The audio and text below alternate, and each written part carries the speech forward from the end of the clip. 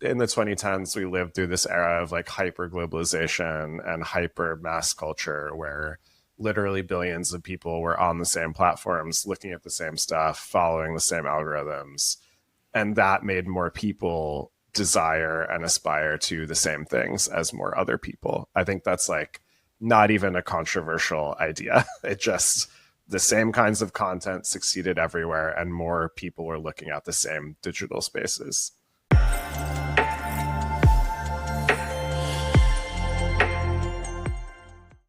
All right, welcome to Gen C. I am very excited after seated in the seat alone for the last bunch of weeks to be joined today by a great co-host, Keith Soljacich from Publicis Media.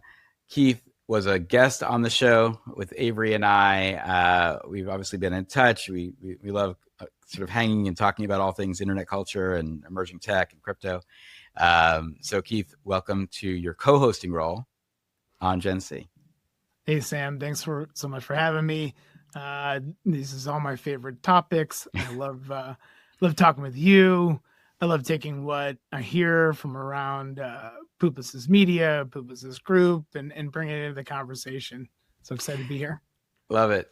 Keith, before we get to our guest, I just want to say, you sit in this amazing perch of being able to look at a lot of emerging technology, helping to translate that for many of the biggest brands in the world. What is the stuff that you're really interested in right now? And are there things that are sort of on your radar that our audience should be paying attention to? Sam, if I don't mention the word AI about every 6 to 7 minutes, my job's at risk. Yes. So I like to make sure I have job security for my family here. But no, all joking aside, I've served in an innovation role going on nearly a decade now. And I think what I'm extremely excited about is we've been through some eras of emerging technology, and it peaks and it valleys and it gets a little stale, right? But I'd say, we're still very, very much in the post-pandemic era of technology acceleration, adoption, and reduction of friction. And yes, AI has been a massive catalyst to that. Cryptocurrency, blockchain technology is a massive catalyst to that. Immersive technologies still running on the runway, taking off. But really, you harness all of those three things together, and you really have the true backbone of the third iteration of the web, Web 3. Yeah. And I really think the opportunity there is to rethink how technology can drive that consumer connection, how they can drive culture building and connection with brands. And right now, what I think I'm most excited about is the technology feels as humanistic as it has ever felt in the last decade.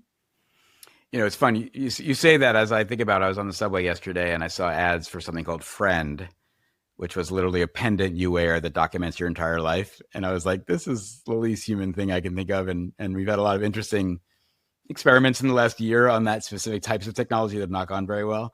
But I actually agree with you. I think we are seeing ways in which humans can be more human, and connectivity amongst them has been supercharged right now for both good and bad. I'm reminded, though, I have a friend who works at Google, and she's in like the special projects group there. And she talks about how about 80% of what they work on never sees the light of day. And I'm wondering, from your position as an innovation role at a big holding company, how much you have to say no to things versus what you then say yes to? Is there, any sort of model you look at? Sam, a no is 10 times harder than a yes, because you've got people who have amazing ideas, who may have it mostly right, sort of right, or have a really strong thesis. And then coming into saying that, yeah, I agree, you've uncovered a problem, you've uncovered an opportunity, but there's still some areas where it doesn't meet the need, right? And so while you have a great idea, you're still needing to meet needs and problems. We stay very grounded in problem-based opportunities. We try to keep it really. I think some of the art and science of working in this space is how far from the spectrum you are to bleeding edge to cutting edge. And you tend to want to really be bleeding edge, and you want to understand the bleeding edge, and you really want to make sure that you can speak to it. But at the end of the day, what cutting edge, even though you're still very ahead of the game, you're still understanding, where the opportunity is or maybe the unlocks are, but it seems to have, smoothed out some of the rough edges, reduce some of that complexity. And that's where you really feel like you can accelerate something and have a lot more confidence in the success of it. Right. And so while we love looking at the bleeding edge, the cutting edge, and then even just past that is really the sweet spot for brands. I love that. All right. Well, Keith, our guest today, Kyle Chayka. Kyle writes the internet and technology column for The New Yorker. He does that on a weekly basis. He also wrote a very influential book for me over the last year called Filterworld, which really talks about algorithmic sameness and how, the internet culture has really propagated too much similarity around the world, which I know we'll talk about, but also just has a really good perspective on a lot of the kind of different trends happening in tech for both good and bad. And I thought it'd be great for us to have a conversation with him. So right after the break, we'll be back with Kyle Chayka. Midnight is a privacy-enhancing blockchain, introducing vital, programmable privacy and selective disclosure capabilities.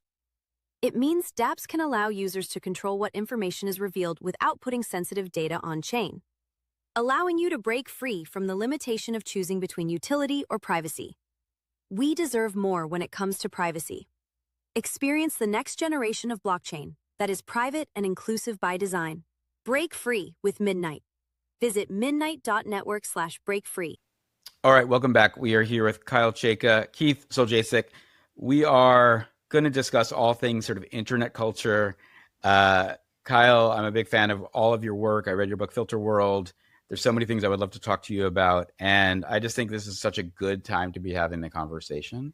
Because I think that internet eats everything, as we know, and especially with AI, we just got a lot of things to talk about. But I wanted to start this with, I was thinking about your first book about minimalism, and I want to know, Kyle, like after doing that book, are you a minimalist or are you a hoarder?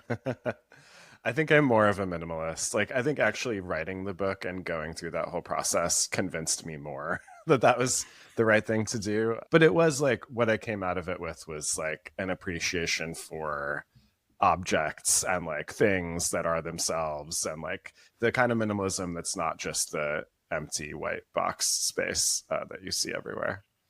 So basically Keith's background right now, which is a set of collectibles. Meaningful. Just disruptive coming at you. But actually, I'm interested in that because I think, Keith, you and I have certainly spoken about this, the sort of role of collectibles that people have, both physical and digital these days. And it's almost like their personal brand is based on the things that they collect, which feels very anti-minimalist. I grew up with two academics. So both my parents are college professors, and books and stuff were everywhere when I grew up. So I'm used to the clutter as like organized clutter as a way to be like, we're working on the next book. So we have to have all these things around us that we can always reference.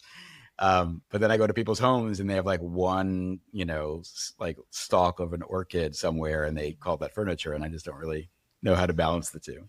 I mean, I'd see it as a nonverbal way of trying to make a connection, Sam. Like, and for me, I'm very open to connection. I like to build connection with people. And if you recognize my pudgy penguin sitting on my shelf, then maybe we can build a connection, and open up that discussion. And for me, I'm curious, right? I want to know where we can find people like-minded, but the minimalist is, maybe not as open to connection, right? Everyone wouldn't want to reveal that self-identity or parts of their self-identity. Really not open to that. So, you can see it kind of going both ways, but for me, I'm very curious and very open. Kyle, do you support that idea that is there an unspoken that minimalism also may be about being shy about showing too much of who you are? Yeah, I think like reticence is a aspect of it, like not wanting to expose yourself too much, particularly when you're talking about that kind of generic minimalist empty style where you actually haven't decided what you like or what you want to symbolize you. You've just decided to erase everything. Like in that book, I read a lot about the minimalist artist Donald Judd, who's like one of the guys in the 1960s who made this era of art happen. And his houses, I mean, he owned an entire building in Soho, Manhattan. Like he filled 6 floors with stuff. It was just very carefully chosen. And designed and presented stuff. So for him too, that like what he kept around and what he displayed was his way of talking about his taste and who he is as an artist and what he thinks the world might look like. So like in his house were all the other artists who he respected and appreciated. And that was a way of connecting with those artists and with the world. I think connecting those artists to other people as well. Kyle, I'm interested in, you write about tech and culture. So what was that opening moment where you said, I want to, use my talents as a writer. I would like to figure out if I can have a career in covering this industry that when you started was at a very different place than it is now. Yeah, it's thinking about the change over the past, 15 years is always really fascinating. Yeah. But I started out, speaking of art, just as an art critic and like writing about visual art and being in the New York art world. And I think where the tech stuff happened, I mean, I've always been on the internet a lot. Like my whole personality and adolescence was shaped by being online. But in the early 2010s in New York and Brooklyn specifically, there was this great moment of artists working on the internet. And so that's where the young artists who were, my age, being 22 or whatever, they were making work on Tumblr. They were posting, projects to Instagram. They were tweeting, like live tweeting as an art form. And I think that was all really innovative stuff that predicted a lot of what we do online now. And that's how I kind of hit that intersection, like that intersection of digital technology and kind of high to low culture was just happening in a mainstream way at that point. And I've just chased that ever since, pretty much. Keith and I are both on different sides of this. Keith works, at literally an advertising holding company. They are doing their best in the best way possible to bring culture, technology to the masses in ways that brands can leverage. I look at it through the lens of the digital asset industry and blockchain and crypto, and also there's clearly a monetization angle. You're doing this day in, day out at the New Yorker. Were you ever tempted to sort of join the dark side and go work for a Google or an agency or something like that, and say, let me use my talents for ill instead of good? I mean, for a while, so I was a freelance writer for 12, 13 years pretty much before I came on at the New Yorker, and just kind of following my own curiosities. And a lot of that time I was kind of doing creative projects and consulting and like studio adjacent things. And I had a lot of fun doing that. I did some projects for Gucci on Instagram in the kind of heyday of the recent Gucci boom. And that was super fun and cool. And it's a way to like make things happen. I think it's a way, like one issue or aspect of journalism is you're mostly responding to what's out there and you're reacting to things that other people do. And I also like making things happen myself. So I like dabbling in that kind of stuff. And I think I've started a few different publications over my career, and those are still, existing in their own ways. And so I think that the creativity went into that, and the like wanting to start projects went into that. But it's like we're all in this big ecosystem together. I think the creative agencies and the PR and the media and the movers and shakers. Like I think, especially in these kind of niche or frontier spaces, all of that stuff is very close together, and it all kind of supports the rest of it. I really see brands having an evolving relationship with culture today. For a long time, it was how could we make culture, right? And how can we engineer or fabricate culture, and where are we essentially injecting our position and our point of view and our brand values into culture. And that worked, I think, when you hit a lightning rod. And today, when I'm seeing brands are looking to build, with culture and build alongside culture. And I think data has a really big space to play here, right? And I think what I'm seeing and where data is impacting brands and building in culture is where they can really identify where's some of those places where our brand values and culture collide. and where are we going to be 1 + 1 = 3 in that space, as opposed to saying let's have sort of a reform on whether we're impacting culture or not, right? I think it's collaborative, right? And I think the creator economy has accelerated this pace as well, because you can if you build right and you really move inside of the right communities authentically, your fans and your in of the brand are then help accelerating both, right? And I love this aspect of co-building.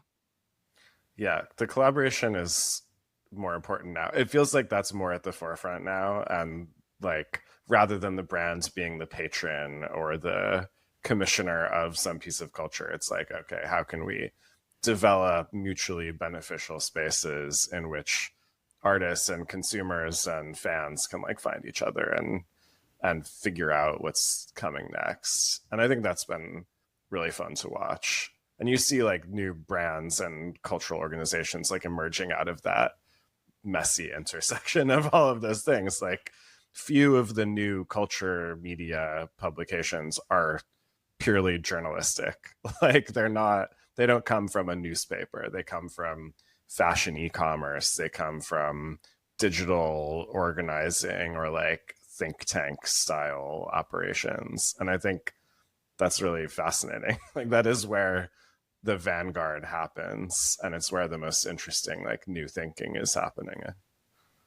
Even Hinge just came out with a magazine about love, right? I mean, I think there's ways to make this happen. I did see my socials were kind of taken over yesterday and the day before with this like chicken tender themed fashion show that just happened for Cane's Fried Chicken. That like, and I did think about it through the lens of one, I did a brand fashion show probably 2015, and so I was like, this is not a new idea, but it still was everywhere because still people love putting like, yeah, you want a chicken nugget themed dress, of course that's going to go on someone's Instagram, and they stocked the audience with a lot of content creators as well. How do you feel? I mean, I can imagine being in Keith's position and saying, if I want to get innovative, I might not go to the New Yorker, I might not go to CoinDesk. I might go to that stop motion content creator or that fashion focused person, on Instagram or TikTok as my outlet. Like, have we entered this era of like personal media brands in your opinion? That's the sea change that we're in right now, I think. I mean, I think we are in the shift toward creators as like the centers of attention. And we have been for a while, like since the kind of quote unquote influencer era. And now we just have acknowledged that like content creators are the core voices online, and like people gravitate toward these individual people and their voices and build communities around them. And like media organizations, traditional publications don't have that. Like they work in the opposite way. The creator is the single voice, the single point of view, the single personality. And the publication, the like value is supposed to be the bundle of points of view, the bundle of many people, the like hive mind operation of a editorial newsroom. And it is the like that split in two different directions is really interesting to me. And I think for personality and entertainment and like provocative fun stuff, sure, like creators all the way, like that's who's sparking things the most lately. But for like information and developing larger communities and like building a discourse that changes the world or changes people's opinions, the publication is a lot more powerful and more sustainable ultimately, because individual creators burn very bright and flame out very fast, and the internet has a way of turning on them sooner or later.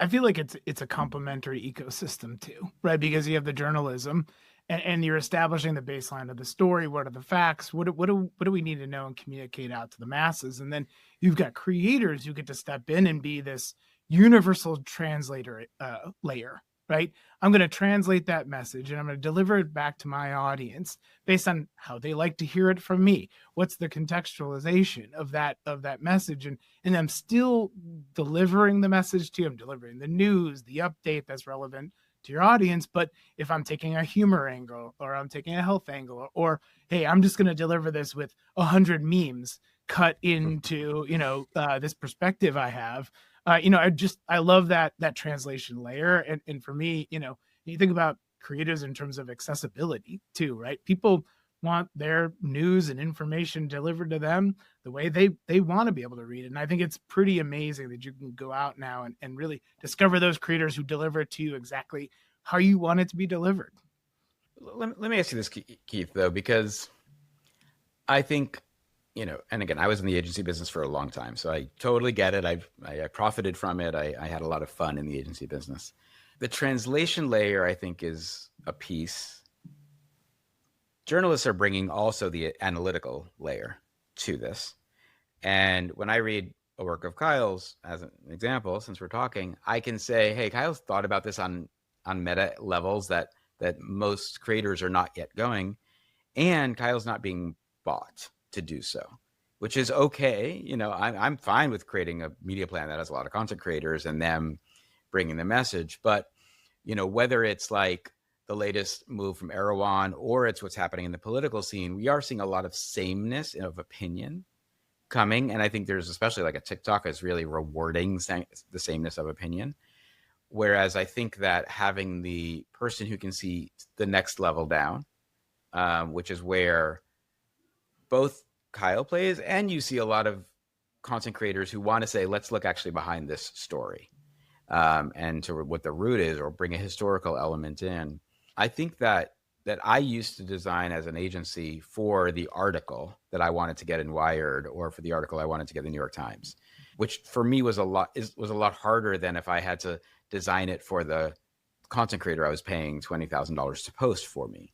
And so I wonder if there's actually the role for both of those things on the strategic level when brands come in that are able to say, hey, Kyle might write a very different piece about this campaign, and it might be a little bit more middle of the road, but still there's a lot of brand attention that can be levered there. And my creators can be the hype men or hype women that I need to also cheerlead this. Is there any thought to that duality? Oh, absolutely. And Sam, I mean, that's kind of a meta question here, right? Because we're sitting inside the media format as we speak, which is long form podcasting, and expanding contextualization and discussion, and incredible journalist podcasters out there like yourself who say, let's take the conversation deeper. And we were designing for amplifying messages inside of long form, right? And I think the consumer there, again, you're still in that universal translation layer, is how do you want it delivered to you? And I think we're starting to see this with the proliferation of independent media, or really like, quicker to market media.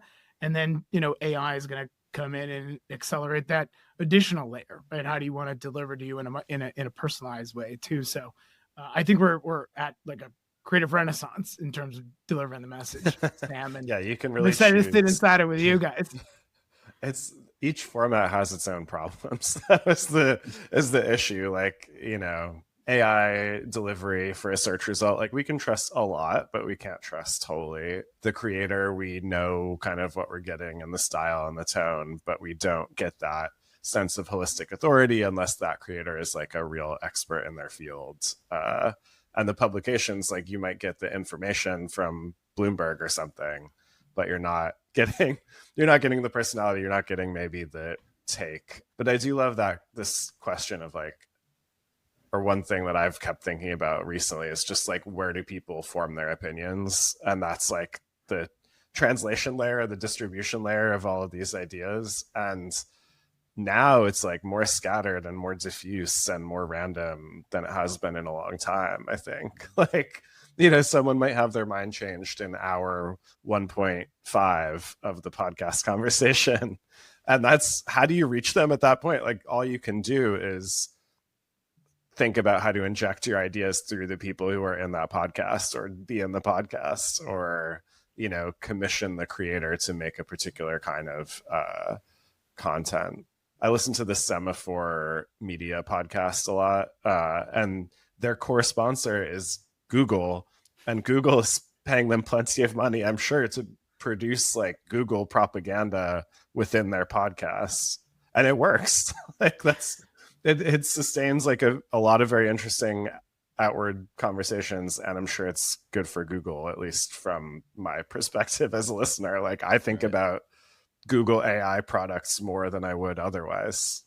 And Semaphore, if I'm not mistaken, also took an early investment from Sam Bankman-Fried as well. So yes, there's a lot of interesting, like, alternative media should be by the people, depending on, I guess, who those people are. But Kyle, I think to the question though, I think I can't imagine that when you're writing about tech that there's not some part of you that says the thing I am writing about and giving attention to may be something that is either ultimately disruptive to society with some negative externalities, or I'm giving light to something that is looking for light because it wants to raise its next seed round or next, series. How do you have to interpret like what my role is in the propaganda layer? That's a great question.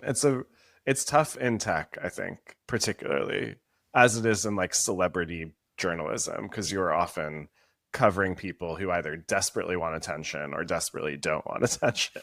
There's no just nice middle grounds there. I'm really lucky at the New Yorker that they want their writers to be pretty esoteric and to pursue things that interest them. Like when I was coming on board, the editor, David Remnick, told me that basically if I, the writer, was bored with the subject, then the reader is absolutely going to be bored and you should not write about that thing. So I pick what to cover based on what I think sits at that level of like, it needs more exposure, but it's not courting exposure in order to just commodify itself further. And so it's tough to do that sometimes. But I think about, picking which AI startups to highlight. Like, I don't write that much about OpenAI because other people do that.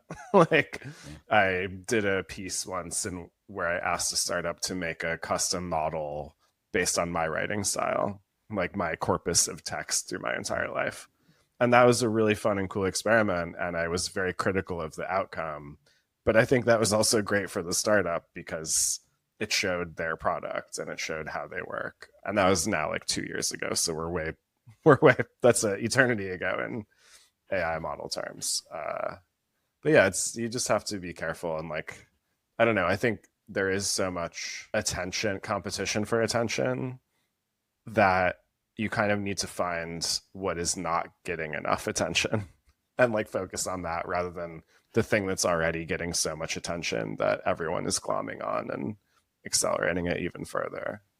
Keith, I feel like this is your job too. Like you guys are both taking the same challenge from a different perspective. Like you working in emerging tech, and your job is basically to find things that your clients need to be thinking about, right? And you're going to take a lot of swings, and some of them are going to be hits, and some will be misses. But how are you similarly sourcing? What are the things that actually have validity that are worth your time when you're recommending that to a client? Yeah, I mean, Sam, it's people on both sides of the equation is really where it starts, and the people on one side of the equation are the brands we work with, right? So it's rooted in problems to solve. It's rooted in opportunities to grow. So we don't work in tech for tech's sake. We work in transformation, which is easy to say, but then the people on the other side, right? And Kyle, I love the fact that you mentioned, like, we actually digging in and working with some of these startups and testing out the technology. I think they're one of the things that I think I'm super proud of all the folks we work with is we're practitioners too, right? And we don't just consume content to learn about it, being a practitioner. So, if Kyle and I are practitioners and we're working with the startups on the other side to really understand what's your breakthrough, where are you going to really help accelerate something I need? Yes, the tech is great, but boy, aren't we so close to commoditization right now and commoditization of ideas. So then it comes back down to the people. Who are the people on the other side of that startup? Like, can you work with them? Or are they a true visionary? Or, is this a first idea that they brought to market? And we really like to break apart first idea thinking. And what I mean by first idea thinking, and I think when ChatGPT launched, right, there was the era we called first idea thinking. The first thing that came to mind that you thought was going to be viable inside of this sort of new paradigm where we leverage AI technology. And the first ideas that hit the wave right? You had startups that were first idea startups. You had companies that got funded that were first idea companies, and ultimately, they flowed or sank depending on how strong that first idea was, right? And so the people ultimately are going to matter, because the people who really uncovered some of those really strong first ideas that said, I already know where the problems lie, I already know where there's opportunity, and I want to use the technology to accelerate those problems. This is the gold we're digging for, Sam, here. And really, to me, it does come down to who can you work with, who can you build with, and who can design with, because ultimately I've got to put a lot of trust in them that they can help our clients. The using part is really interesting. Like so much of technology is not used by a lot of people. And like by the time that it gets to the mainstream, hundreds of millions of users, it's been through a lot already. And a lot of people have talked about it and experimented with it. And I think that's like an interesting point to work at as well. The point between like 100,000 tech insiders using something and messing with it, and the billion social media users. Actually, I was really interested in crypto stuff and NFTs for that reason, because it sat in the gap between like the niche and tons more people using it. And it was a thing you could actually use. Like anyone can play around with that stuff and experiment with this new technology. And like AI is in a similar place right now, but I don't find AI as generative for culture in the way that crypto and digital assets were yet, at least. I want to dive into a couple of your recent pieces, just from a topic perspective, and have you talk to them, because I think these are the things that Keith and I would talk about all day long also. The first is like you recently did a piece on the role of digital identity. And I think you highlighted what happened with T, the platform there. And I keep thinking about this in like a truly decentralized internet world where we're like at network states for over nation states, and like the culture and communication happens at the speed of light. The role of identity, I wonder how much we're still like personifying that in the human, if you will, as opposed to really personifying it in the avatar, which is sort of how most of us experience those culture moments. Is there, I guess, what are your thoughts on like the role of actual identity, or how much of this is really just I'm showing you the me I want to show you based on the fact that I'm on a dating app, or that I'm on a game system, or that I'm on a financial trading app, or that I'm on TikTok? Do we need to rethink identity, I guess, is the question for both of you. Yeah. I mean, the problems that happened recently were kind of when your real physical presence in the world was tied too much to your digital identity, and then that digital identity was not secure enough and was taken advantage of, and the value extracted from it, I guess. And yeah, I mean, we're in this tricky position because you somehow want to stop the tide of bots and automated generation of garbage content, but you also don't want people to have to put their entire identities online and like expose themselves to that, or to what they post being traced back to their real identity, which is not always what you want to happen. But yeah, I mean, what makes more sense to me is that the kind of like digital wallet idea of identity, where you have a unique entity on the internet that has certain things associated with it, that builds value and connections in certain ways, but that is also disposable and changeable, and you can throw one out for another. And that's like safe in some ways. I think in that model, you choose what you're showing to people, you craft it in certain ways, but it can also follow you across different platforms, which is something we still haven't worked out. Like identity is something that should follow you across platforms, but it doesn't. And when it does, it's usually bad. So it's this tricky spot to be in. Well, or on the flip side, I remember I went really deep into the story of a guy who lived in a small town who was able to fully represent himself as a gay man in VR space. because he knew it wouldn't tie back to his identity in the small conservative town and family he was in, and that it was his only outlet there because he couldn't find that in a physical place. Maybe he doesn't want that part going with him to the next, journey when he's on Instagram. And so that's where I think there's like a lot of, I've been thinking a lot about the idea of like permissionable privacy and where we unlock and lock those things and how we can like nuke those keys when we need to, because we might be feeling uncomfortable. And Keith, this doesn't not remind me of Roblox also, right? Like there's a lot of those kinds of worlds where like you're representing the thing you want to, and maybe not recognizing you might be being tied back to a behavior that someone's monetizing on the advertising side. Yeah, the strongest evolution for me in this space is the ownership aspect of digital identity. And as we evolve this and I get to own more of the parts of my digital identity. And like you mentioned, Kyle, find places I can actually connect that where it drives value, right? Like, I'm sitting here getting pretty excited. Illinois is going to unlock digital driver's licenses, right? That's removing friction. That's helping me establish my identity, leave my wallet at home, right? I don't have that physical, tangible card to prove who I am. So that's going to accelerate a whole lot for me. And I think we'll build on top of the technology that unlocks the authenticated digital identity.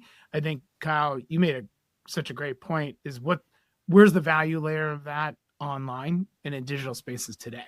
Because Sam, such a great example, right? You want to be your authentic self online. That's not inherently linked to your authenticated digital identity, or isn't always inherently linked. So if, the internet it is for entertainment in that space, VR, and you want to just hang out with friends and it's entertainment, well, you've got to make sure your authenticated identity is protected. And right now, I think our digital culture really, amplifies unauthenticated identity. There's not a lot of places where that authenticated digital identity makes the experience more entertaining or makes it, feel more real today. But I think that as we shift a lot more of maybe societal functions online, right, where you can join your community town hall, right, then you absolutely would want authenticated digital identity in that space, because I'm representing, I'm literally want to represent my identity inside of that community, and I want my voice to be heard. So we've got to find places where that matters and drives value. And, but at the same time, boy, I just want to have fun on Roblox and dress my avatar. And I don't want everyone to know necessarily who I am in there, or I don't want everyone to necessarily know who I am in there, and keep that pretty private to myself. So this still feels like two trains on two different tracks that get to kind of let the other one go ahead a little bit or merge or that kind of thing. But boy, the internet is almost inherently anonymous, and it still feels like we've got a road to go before that authentication layer is just really buried behind the scenes, to the point I feel safe. Yeah, it's a great point that not many spaces or platforms are even trying to prioritize that or make value out of it, even though, I don't know, to me, on its face, that seems extremely valuable to have particular areas and particular spots where you know who you are and you know who everyone else is. To Keith's point, right, the minute that there is a digital driver's license, hypothetically, Keith no longer has to go and give his actual driver's license to a bar to get in, where they scan it and now get all of his data, right? He can just, in essence, validate that he is of age simply by, a proof that says yes, no to Keith. A little bit of this too, Sam. Right. Well, I still get carded, which I always find flattering. All right, I want to move to the next. Keith, you and I both brought up kind of the idea of VR spaces. Kyle, I know you've written about this too. I still think I'm like, AR, VR, these alternate realities, maybe we can talk about like Cosm or the Sphere, but like there still has not been that giant unlock that maybe we all expected of true alternate reality spacing, whereas like the gaming that is happening, whether it's on the New York Times or it's on Fortnite, is still happening in 2D spaces. Not that we want to call it a failed experiment or a successful experiment, but I'm wondering about, is it just a timeline that was going to take a lot longer? Or, and Kyle, maybe from your work, are you seeing that there is this vibrant alternate community that is happening in these sort of AR, VR spaces that is inspiring you? It seems pretty niche still to me. I mean, Yeah.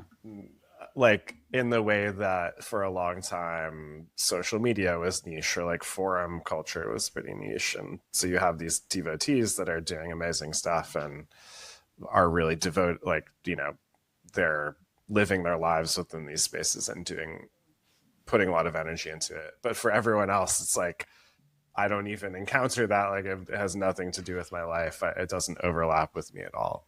So I could see those growing a little bit closer. But I mean, just personally, I find the whole VR thing, at least, to be like the most antisocial thing possible. And so it's like that quality itself prevents it from spreading the way that it might, because it's literally about cutting yourself off, and you can reach everyone else who is also involved in these spaces. But even if VR is down, like, virtual life and digital life is like bigger and more vibrant than ever, and we all have to make use of it and have to encounter it every day, all the time.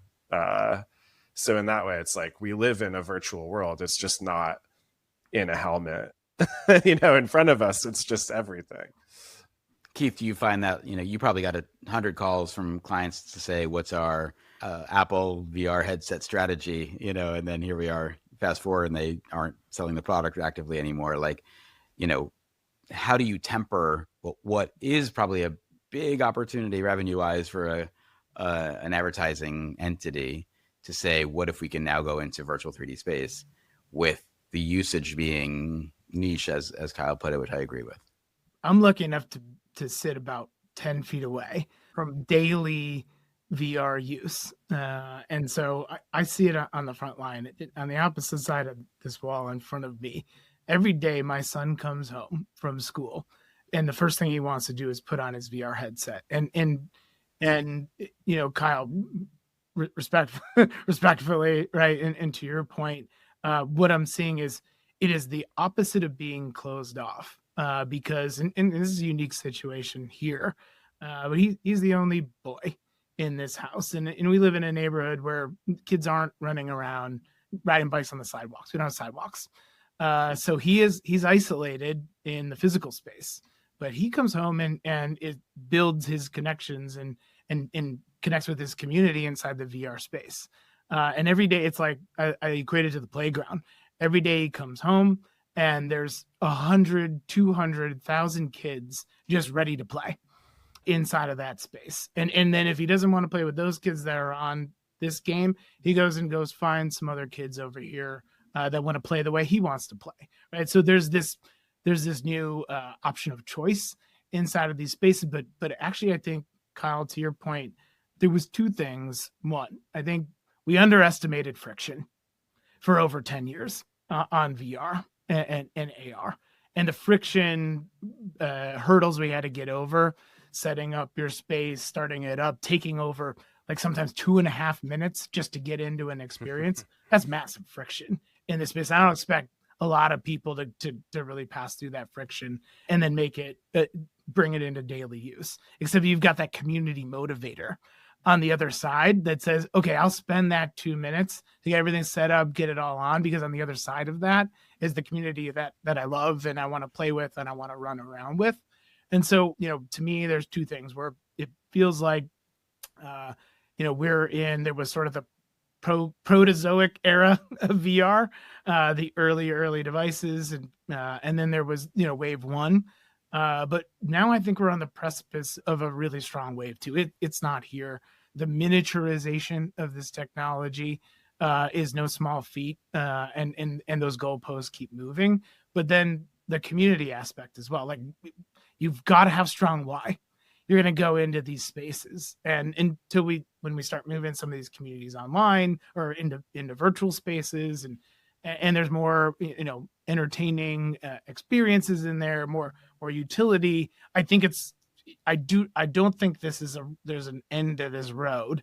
And what I really do think, though, is look, I had my computing platform when I was younger, right? That was a really big clunky desktop tower PC, and that was my computer. Now we've got our computing platform right now is just mobile and laptop, and Gen Z and Gen A. They're going to have their own computing platform that's uniquely theirs. And I think that's going to be immersive technologies. And so I think until we see Gen Z, Gen A hit like that older maturity level, we'll see them get their computing platform get adopted. I think that's a great point, by the way, that it's just not there yet because the people who really are using it actively are not any of us. They're the people who are, 20 years plus younger than me, or whatever, 30 years maybe. All right. Kyle, I want to say, there probably is no book I recommended more in the last year than yours to people. That's the nicest thing anyone can hear about a book. So. I'm sure. And retelling the story of the flattening of culture and how not as good as we may have thought it was, even though we all participate in it. I had this conversation literally 2 days ago. A friend of mine got back from Paris, and I was like, tell me about the food, right? And she said, well, I only had 1 day away from my husband and kids where I just got to explore. I went into a wonderful bakery, and it was ranked the number 2 croissants in Paris, and I had it. And she was like, and it was good, but I feel like I get almost as good, croissants in Bushwick. And so, and I started to think about this through the lens of your book. And I said, well, one of the things that has happening in the flattening culture is, yes, you can go to that same coffee shop like you describe in your interviews in general, all around the world now, and that makes us feel comfortable. But there's also, there's a stripping away of culture, which I want you to talk about. But I also thought about it through the lens of anyone can now find from a master how to make the best croissant. And now if they want to put the time, effort, and find the ingredients, they can do that in their local place. And so I was like, you're not wrong that you can get a great croissant now in New York, because you can. But you're not, also, when you're eating in New York, you're not eating it in Paris, and right, you're not having all the other Parisness around you. Yeah. And so, and it made me wonder about that through the lens of, there's an upset to me that you can get great pizza in Phoenix, being a New Yorker, I don't want you to have great pizza in Phoenix, but I also get that you can. And so can you just talk a little bit about, one, just the sameness of culture, and both the benefits and really the bad side of what that means when we all like the same thing? Yeah. I mean, this is like where my thinking is at now. This the good croissants in New York problem, which we can come back to, but I think we in the 2010s we lived through this era of hyper globalization and hyper mass culture where literally billions of people were on the same platforms, looking at the same stuff, following the same algorithms. And that made more people desire and aspire to the same things as more other people. I think that's not even a controversial idea. It just, the same kinds of content succeeded everywhere, and more people were looking at the same digital spaces. That's what happened. And so I think we saw this homogenization of style and taste and preferences and lifestyle aspirations happening across the world. And now we're in this zone of that having happened and us having realized it, what do we do now? And I think the croissant problem comes in now a little bit, where it's we had this era of sameness, and now everyone can access everything pretty much frictionlessly and instantly. So what do you do with that? And what you do with that is the person in Phoenix makes the best Neapolitan pizza outside of Naples, or there's a guy in Tokyo who runs a Philly cheesesteak storefront, and it makes amazing Philly cheesesteaks. And so it's the authenticity no longer lies with the geography or the source of a particular kind of culture. It lies with the expertise of the practitioner. And it might be more interesting to eat your Philly cheesesteak in Tokyo than it is in Philly. So yeah, I'm so curious about this question, where it's I guess the quality metric is now craft in a way. Not just this thing itself, but the intention and the time and the expertise that's put into it. But I think it's a different kind of race to the bottom, where you're well, the best croissant in the world is now in Bushwick. Does that mean I should go eat the croissant in Bushwick? Does that just mean all croissants are now better and that's great for everyone? Does it mean Paris is less Parisian? like now I think the differentiators are not those objects of cultural consumption, but like deeper things. Like, you know, you go to Paris and the restaurants work in a certain way. Like the locals are going to treat you in a certain way, and you have to say bonjour when you walk into the store, otherwise you are not participating in the quirks of the place itself. It's like adventure tourism now, basically. Yeah, or exposure Right. tourism. Play the Just cosplay of being in Paris, right? Yeah. Seeking out authentic culture, that's not easy, right? It takes time. It takes like a will to go seek that stuff out. It takes money, Sam. Like to your point, privilege well, there, right? yes. Like if you sit there and you say, I'm gonna absorb all my culture by having it beamed at me through Instagram or TikTok, then you're absolutely gonna have that homogenized culture beamed at you. But if you step outside of those walls and you really want to go seek it out, hey, maybe you're the culture catalyst that said, I'm the one who went and found this thing that no one knows about, right? So, you know, I think there's an investment against that, you know, having unique culture. And it's like, do you want it? Do you actually want to go? Are you curious to want to go seek those things out?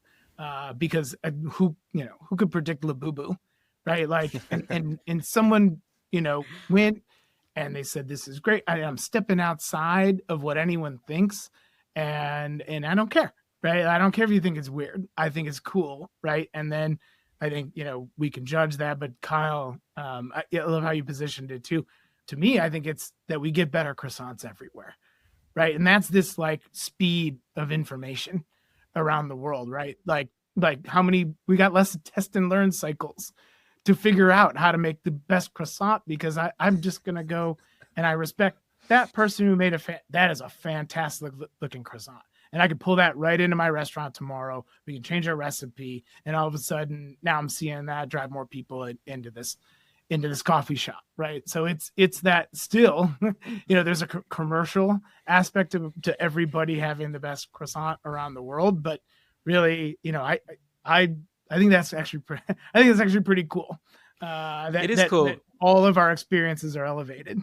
But let me throw the other side of it. And again, this is the snobby New Yorker in me, right? Which is like eating the Gray's Papaya hot dog on 72nd Street and Broadway is not just the experience of consuming, you know, a processed pork product.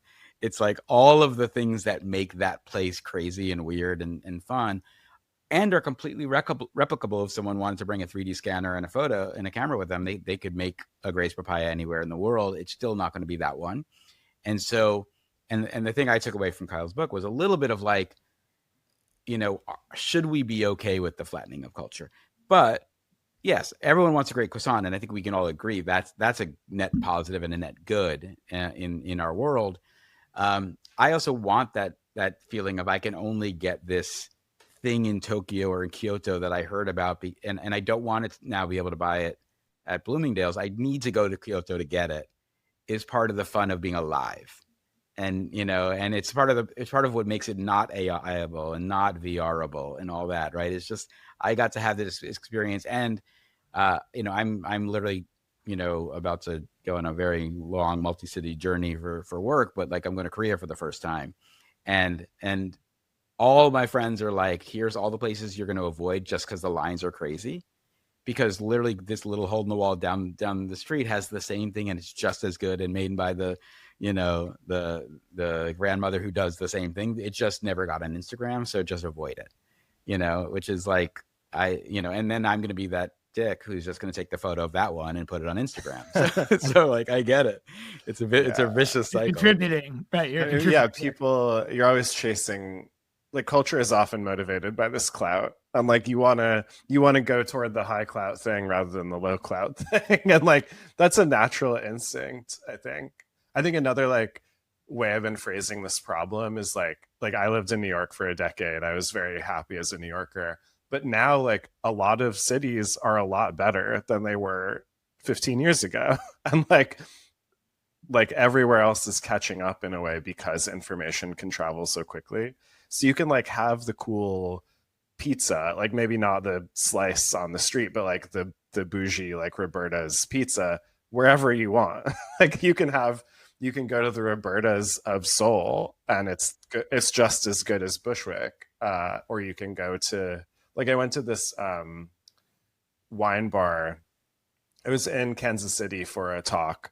And I was like, okay, where should I check out here? And I went to a natural wine store in a warehouse that turns into a wine bar at night. And I went to the wine bar, and it turned out they were having a live metal concert at the natural wine bar. And it was like too loud, and that's not my kind of music. But I was like, damn, this is a lot cooler than a lot of stuff that happens in Williamsburg. like this is way different and way more textured and local and interesting, and also partakes of this like generic internationalized natural wine store culture. And in that moment I was like, yeah, this is real. Like, this is the thing that you can't fake. And it got a little better after every glass. Right. Exactly. I literally had to leave. I was like, because you had to get a wristband to like even order a glass of wine, and it was so loud that I was like, I can't stay here. But it was such an interesting collision of like this metal music, like kind of Midwestern metal music that is not found in New York really, and this like natural wine hipster bullshit that is, you know, found in New York and globalized international cities. So yeah, I was just like, yeah, everywhere is cool now. So where are you going to go? Like, everywhere has something that partakes of this cool culture. Kyle, I want to wrap this up. I know we run long, but I have a final question for you. And again, this is one of, you know, Keith and I both are avidly interested in the blockchain space. And I have this thesis, which is, again, if you look at the idea that it's network states over nation states, that borders don't matter in the same world anymore, that a Taylor Swift fan in Algeria is the same as a Taylor Swift fan in Alabama, that we should be thinking about the connective tissue of the game of the internet, and how it's like put all of us in contact at speed. It has its own language with memetics and emojis and all the things. I believe it really requires its own currency. And I say that through the lens of, there's no reason that an amazing designer in Africa shouldn't be paid the same amounts as an amazing designer in LA. And we now have the opportunity, especially with like this cross-border stablecoin ecosystem, to be able to like really make that like quality can be rewarded and monetized appropriately, no matter where people are. The game of the internet has flattened that part out. And, and I think, we see a lot of these countries that know monetary controls is power start to have to cede that now to the fact that the network makes decisions at a scale that we can't even comprehend, most of us. So, do you have any thoughts on this idea of, everything from agentic payments to, the fact that the internet itself needs its own currency that maybe has been informed by the work you've done? Yeah, I like the idea of cryptocurrency as the currency of the internet and like the money of the internet. And I think, it's a common sentiment, but I think it crystallizes what that means, which is like you can transfer value to other people on the internet seamlessly and frictionlessly, and like you speak the same language in a way because you have the same store of value, and you can compensate people for the same things. And I find that really powerful and interesting. It like further globalizes culture. It further globalizes information and kind of the service industry. And I hope, I was excited as that started, and I hope it continues. I don't know if it will ever be bigger than the regular monetary system. I don't know if that can possibly happen. But as the kind of not quite black market, but like as the underground marketplace, as the currency of the globalized transfer of ideas and culture, like that's great. That's very cool. Sam, I always thought about this in terms of like, cryptocurrency is kind of like the z-axis of money, right? And it now all of a sudden you can say, hey, if we're going back to the community aspect of this, right? If we can build value against that stable, that coin that links us all together, that brings us all together, then all of a sudden we're able to better compete, right? Or we actually inject more value into that community or that grouping or that industry or whoever's sort of like networked together around a coin. So that's that z-axis, right? Is that you can actually build value inside of a connected community or connected group, right? And so that z-axis is something I don't think we've run the calculus on yet in terms of how that's going to impact global financial system, how that's going to impact stores of value, how that's going to impact your own individual network effect on how you can contribute to the collection of communities that are essentially driving stable coins, right? So I think there's a whole lot here left to be discovered in the space. But Kyle, as you kind of talk about like as the cryptocurrency as the currency for the internet, but really it's we're still emulating gaming right here, right? V-Bucks, Roblox, and that's an economy inside of the game. And Sam, back to your point too, right? This is all about if the internet's a big game, well, then we're actually creating gaming communities effectively that drive this z-axis value. I do like that it brings people together. And I think that's like an underrated quality that people who don't use cryptocurrencies or NFTs don't understand, that like suddenly you do have this shared concern and shared project and shared like aim or de facto community or whatever that like exists because the commodity is finite and because there is like a reality to its existence that does not, like that's not true of a like on Twitter or whatever. Like it reminds me a bit of how early in social networks, everyone who was on the social network was kind of motivated to promote the social network and, be a part of it and make it a fun and cool place to be. But that can happen on such a smaller scale with cryptocurrencies and digital assets. And it does unite people. It makes it easier to have a shared goal. It connects projects and organizations. And I think that's very underrated.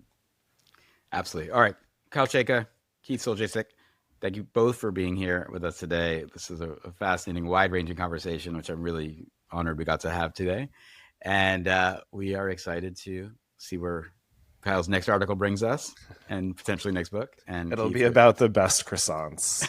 It'll be about the optimized croissants. Forward by Sam. Exactly.